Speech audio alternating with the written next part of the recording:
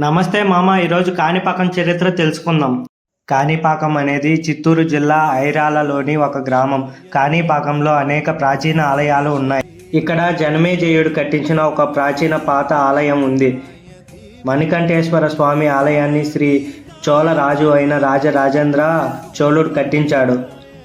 ఈ ఆలయంలోని శిల్ప సంపద చోళ విశ్వకర్మ శిల్పికి నిలిచింది. కాణిపాకం చరిత్ర ఈరోజు మనం తెలుసుకున్నట్లయితే, కాణి అంటే పావు ఎకరా మడిభూమి లేదా మాగాణి అని అర్థం. పారకం అంటే నీరు, పొలానికి పారడం. చరిత్రలో ముగ్గురు అన్నతమ్ములు ఉండేవారు. ఒకరికి మోగ, ఒకరికి చెవుడు, ఒకరికి గుడ్డి.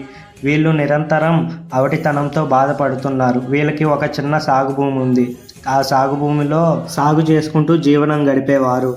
పూర్వకాలంలో బావిలోంచి నీరు బయటికి తీసేవారు. అయితే ఒకరోజు బావిలో నీళ్ళన్నీ ఆవిరైపోయినాయి. అందుకని ముగ్గురు అన్నతమ్ముల్లో ఒకరు వచ్చి బావిలో కిందకి దిగి బావిని త్రవ్వడం మొదలుపెట్టారు. కాసేపు తర్వాత గడ్డపారకు రాయి లాంటి పదార్థం తగిలింది. త్రవ్వడం ఆపి క్రింద జాగ్రత్తగా చూశారు. గడ్డపారకు ఒక రాతి తగిలింది. ఆ రాతి నుండి రక్తం రావడం మొదలయ్యింది. అది చూసి వాళ్ళ ముగ్గురు భయపడ్డారు. బావిలో ఉన్న ఆ కొద్ది నీరు రక్తంగా మారిపోయింది. ఆ నీరు వీరి ముగ్గురు మీద పడి వాళ్ళ అవిటితనం పూర్తిగా పోయింది. ఈ విషయం చుట్టుప్రక్కల ఉన్న గ్రామస్తులందరికీ తెలిసి తండోపతండాలుగా వచ్చారు. బావి వద్దకు చేరుకొని ఇంకా లోతుకు తవ్వాలని చూశారు. వారి ప్రయత్నాలు ఫలించలేదు. వినాయక స్వామి ఊరే నీటి నుండి స్వయంగా వెలిచారు. మీకు కానీ నా వీడియో కానీ నచ్చితే సబ్స్క్రైబ్ చేయండి ఫ్రెండ్స్. అలాగే నన్ను కొద్దిగా సపోర్ట్ చేయండి. నాకు కొద్దిగా మోటివేషన్ ఇవ్వండి. ఇలాంటి వీడియోస్ ఇంకా చేయాలని నేను ప్రయత్నిస్తాను.